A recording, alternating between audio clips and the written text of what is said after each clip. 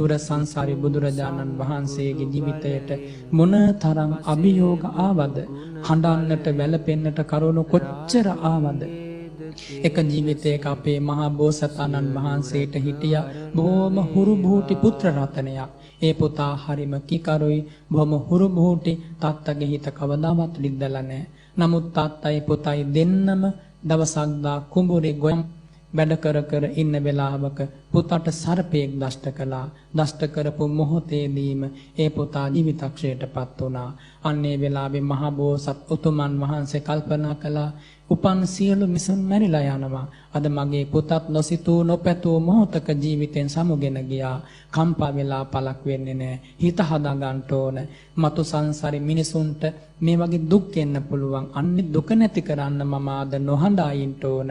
අදිෂ්ඨානවත්ව මේ අවස්ථාවට මුහුණ දීලා මම මේ දුක අවබෝධ කර ගන්න ඕන කියලා අන්නේම හිතලා එකම කඳුලක්වත් හලන්නේ නැතිව, දරු සෙනෙහස නැති නිසා නෙමෙයි, දරු සෙනෙහස උපරිමයෙන් හදවතේ තියෙනවා. එකම කඳුලක්වත් හලන්නේ නැතිව අදිෂ්ඨාන පාරමිතාව දියුණු කළා. එහෙම දියුණු කරලා ලෝතර බුදු වෙනකන්ම නොහඬ නොවැළපි එන ගමන හඳුනාගත්තා.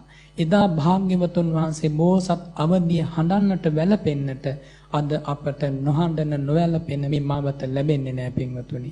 එනිසා මහා බෝසතාණන් වහන්සේ දරන්න බැරි දුක් හදවතේ දරාගත්තා. අපට නම් හිතන්න බෑ. කලඹු රජතුමා කියන්නේ බොහොම සාහසික රජවරයෙක්. ඒ කලේ අප මහා බෝසතාණන් වහන්සේ ක්ෂාන්තිවාදී තාපසතුමා. ඒ ක්ෂාන්තිවාදී මහා තාපසතුමා මොනතරම් ඉවසුවාද කියලා ඔබ අහලා තියෙනවා. නිර්පරදේ කිසිම වැරද්දක් නැතිව යුක්ති ධර්මයේ පැත්තකටම දාලා අතිශයින් අසාධාරණ ලෙස කිසිම වරදක් නැති පිරිසිදු සිල් ඇති කරුණාව හදවතේ ඇති මුදිතා උපරිමයකින් නැති ඒ මහා රජතුමා, ඒ මහා තාපසතුමා නැත්තම් බෝසතාණන් වහන්සේ ඝාතනය කරන්නට තරම් ඒ නපුරු රජතුමා සැහැසි වුණා. වම අත කපා දම්දි, දකුණු අත කපා ඉවත් කරද්දි, දෙපය කපා ඉවත් කරද්දි කාටද පුළුවන් සිනහමුසු මෝනින් දාබර අම කෙනෙක් එකම පුතාගේ මුහුණ දිහා ආදරයෙන් බලනවා වගේ බලන්න. එහෙම පුළුවන් වුණා නම් මේ මනව වංශ කතාවේ අප මහා බෝසතාණන් වහන්සේට විතරයි එහෙම පුළුවන් වුණේ. එදා ක්ෂාන්තිවාදී තාපසතුමා එහෙමයි කලඹු රජතුමාගේ මුහුණ දෙස බැලුවේ. මහා රජුනි, ඔබ මට කොච්චර වද දුන්නත්, කොච්චර හිංසා කළත් මම ඔබට වෛර කරන්නේ නැහැ. වෛර නොකිරීමම මට බරයි. ඔබ මගේ ජීවිතේ නැති කළත් ඔබ සුවපත් වේවා. තනියම නෙමෙයි, ඔබේ ඥාතීන්, දරුවන්, හිතවතුන් සමගම ඔබ සුවපත් වේවා කියලා අවංකවම ප්‍රාර්ථනා කළා. බලන්න පුදුමයි නේද? අන්නේ බඳු කරුණාවක්, අන්නේ බඳු ක්ෂාන්තියක් ලොවට පෙන්ව වදාරලයි ක්ෂාන්ති පාරමිතාව මස්තක ප්‍රාප්ත කළේ. එදා ඈත කාලේ අප මහා බෝසතාණන් වහන්සේ වානර රජෙක් ලෙස මේ මහ පොළවේ ඉපදුනා. තමන්ගේ පිරිස 80000ක් ඉන්නවා. රජතුමාගේ රාජපුරුෂයන් ඒ වානරයන් ඔක්කොටම විදලා ඝාතනය කරන්නයි සැලසුම් කළා තිබුණේ. වේවැලක් තුනටිය ගැට ගහගෙන අඹගසේ එල්ලෙලා කොහොමද අපේ මහා බෝසත් වානර රජතුමා ජීවිතයේ අතහැරපු හැටි.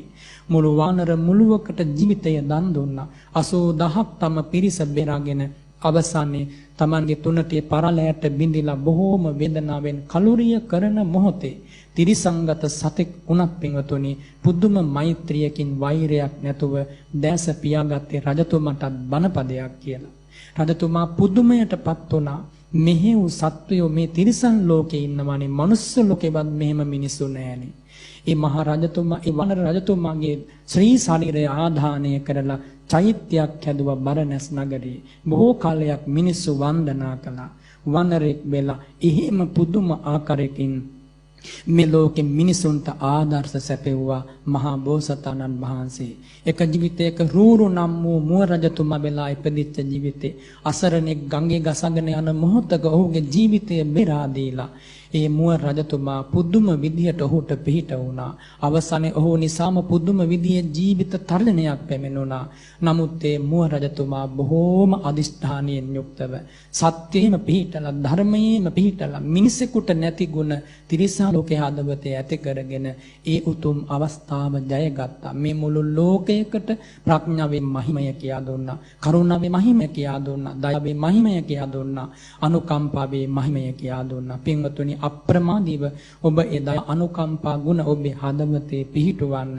ගෞතම බුදුරජාණන් වහන්සේට කළ හැකි උත්තම පූජාව වන්නේ ඒ උදාර ගුණ ඔබේ හදවතේ පිහිටුවීමමයි. වෙන ක්‍රමයකින් ඒ බුදු සිරිපා පුදනවා කියන එකට වඩා මේ උතුම් උදාර ගුණ හදවතේ ගැඹුරුම තැනක පිහිටා ඒ සම්බුද්ධ චරිතයේ දෙස බල බල සැනසෙන්ට ඇතිනම් අපි මොනතරම් පින්වන්ත මිනිසු බවට පත් වෙයිද? ඒ උභීසුණු සසර ගමනක මේ මහා භද්‍ර කල්පයේම මීට අවුරුදු 57 කෝටි 60 ලක්ෂයකට එහා පැත්තේ යුගයක උතුරු ಭಾರತයේ රජවරයෙක් පහළ වුණා. ඒ රජතුමා තමයි නම් වෙස්සන්තර.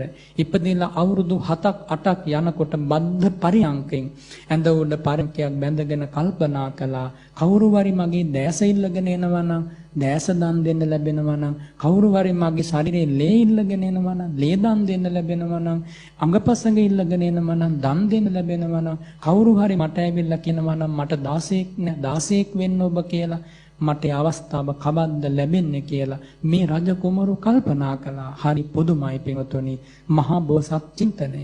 අන්නේ වෙස්සන්තර කුමාරයා තමාට ලැබිච්ච ඇලියතුන් දන් දීලා ඒ උතුම් ජයතුරා පුරයේ සත්ත සතික මහ දානයක් දීලා රට වශයෙන් කිපිලා උරණ වෙලා රජතුමා එළවා දාන්න කල්පනා කළා වංකගිරි වනයේට.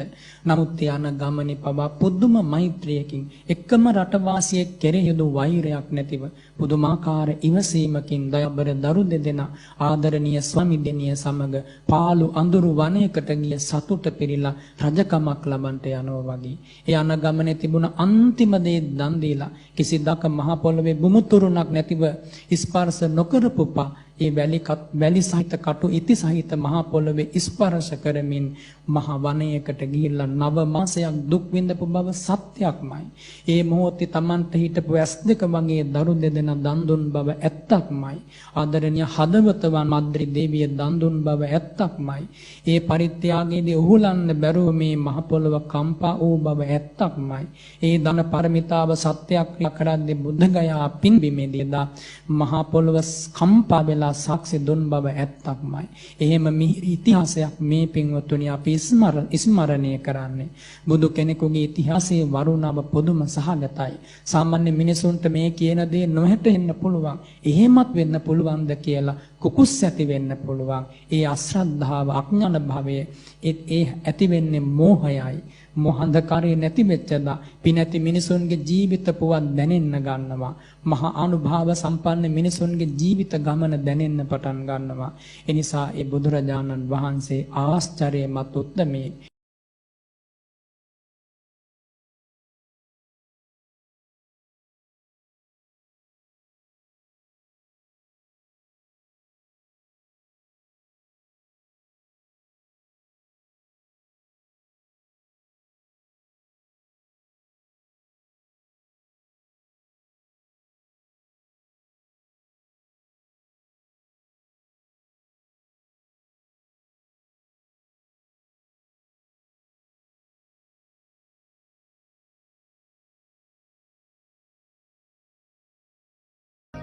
සබ්බධන ධම්මධන ජිනාති දුර්ලභව ලැබූ වටිනා මනුස්ස ජීවිතේ අපට සිදු කර ගැනීමට හැකි දානයන් අතර උතුම්ම දානය නම් ධර්ම දානයයි.